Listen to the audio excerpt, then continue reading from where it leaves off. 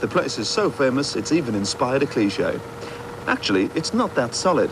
Right in the centre, it boasts one of the world's most spectacular caves, and on duty as ever nearby, some of the world's most famous tourist attractions, the apes. The huge limestone rock towers over Gibraltar Airport. Now, any pilot will tell you it's one of the 3 most difficult in the world to put the old kite down safely. It's used by many civilian planes who help bring 3.5 million tourists each year into Gib. But it's an RAF airport, and it's 2 lads from the northeast who help guide in the planes. And they've never lost a customer yet. Gulf 3 Tower clear across the media. Did you get 6 miles on Gokta? OK, thanks.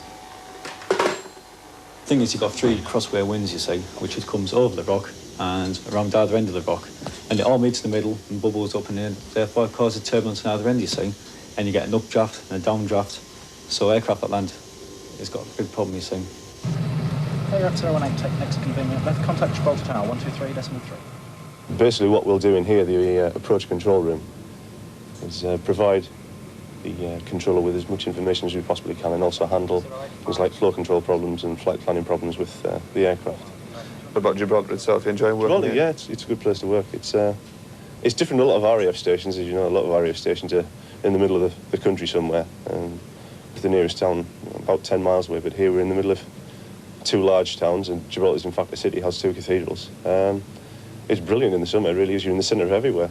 20 minutes from Tangier, Costa del Sol, just a bus ride away, and then Portugal's only about a 5-hour drive away. There are 1 or 2 little quirks around Gib Airport. For one thing, the main road from the Spanish border runs straight across the runway. Whenever there's a takeoff or landing, traffic and pedestrians are halted. And it happens quite often for the Trilander, which operates the shortest intercontinental service in the world between Europe and North Africa. Now, you don't often see a fire engine towing a boat, but then I did warn you about Gibraltar Airport. Russ Welch from Seaton Carew doesn't know if he's a fireman or a marine.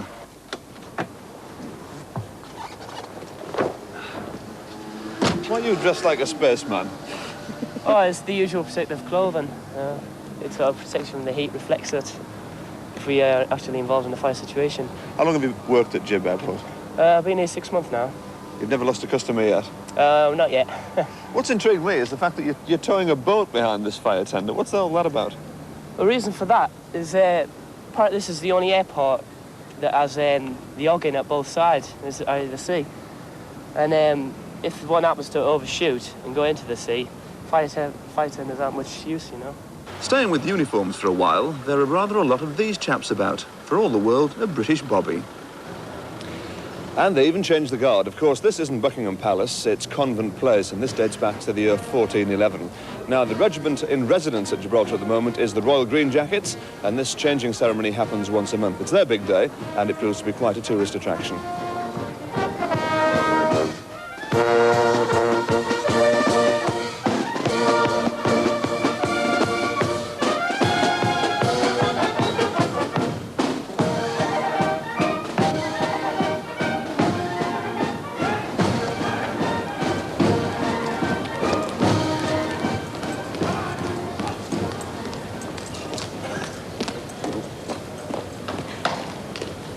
Sentry, pull! Sentries, answer for your post. Old sentry, number 1 post, Convent Guard, all is well, Corporal. New sentry, number 1 post, Convent Guard, Corporal. Sentries, pass!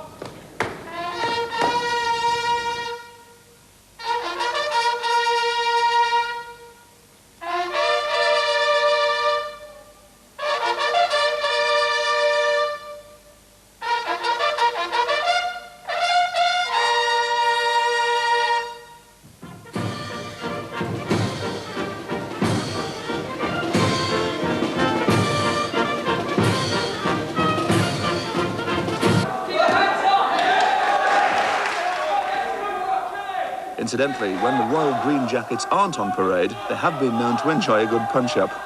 Sports and fitness have a high profile in service life out here.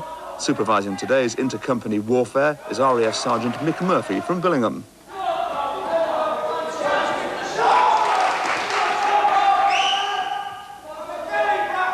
Referees are unpopular at the best of times, but an RAF referee doing a Royal Green Jackets boxing tournament, you must be in for some stick in there.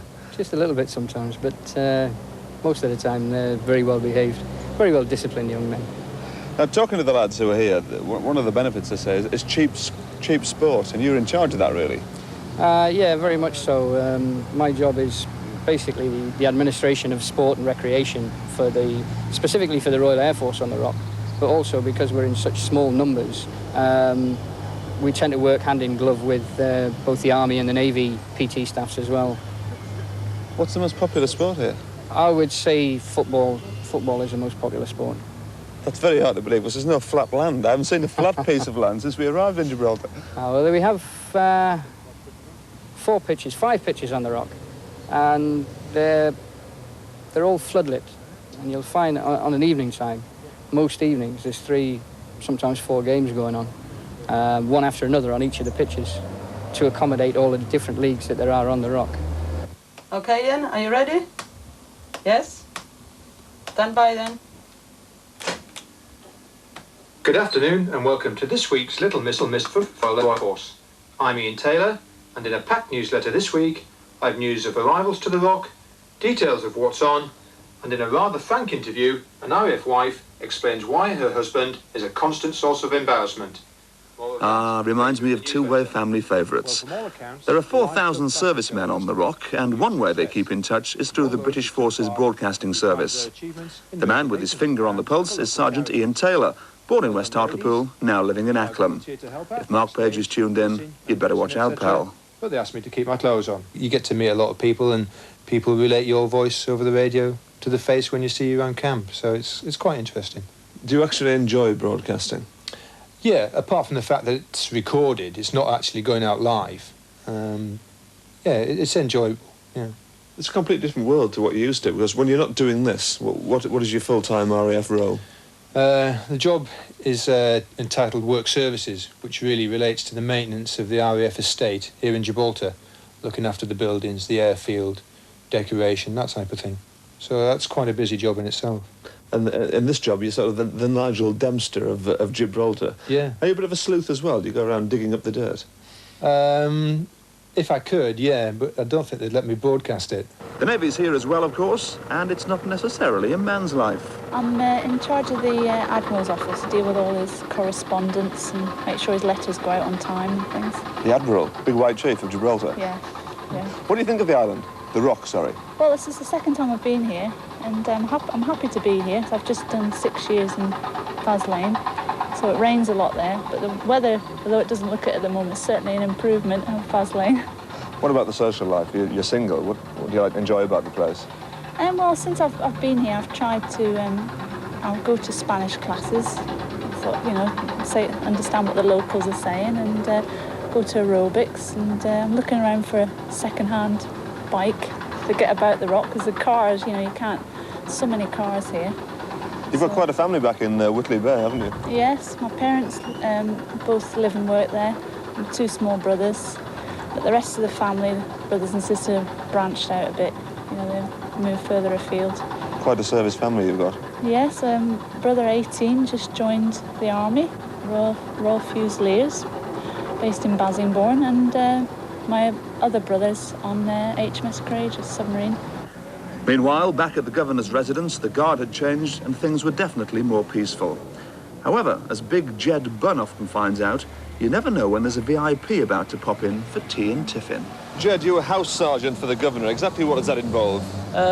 Any local heads of state that we have, or visiting heads of state from the UK, or any VIP persons that visit Gibraltar usually stay at the governor's residence. And basically there's myself and a team of lads that work in there on the catering side that look after the visitors, basically. Can you name one or two of these VIPs who've turned up lately? Well, we've had Sir Geoffrey Howe, when he was Secretary of State, he stayed. And we've just had the Duke of Kent, he's just paid us a visit. So to name a couple, that's a few names to draw. It's quite an important job then. It is, yes. To make people's visits go well, they've got to be comfortable, and they can be comfortable when they stay in the governor's residence. We'll be back on the Rock tomorrow night with a look at the fascinating history of one of our far-flung outposts. Yes, Admiral Lord Nelson, the Battle of Trafalgar and all that. We'll also take you on a guided tour of those caves, and you can make a beeline for the Rock and the spectacular St Michael's Cave. I don't know who did the plastering, but I gather he's been sacked.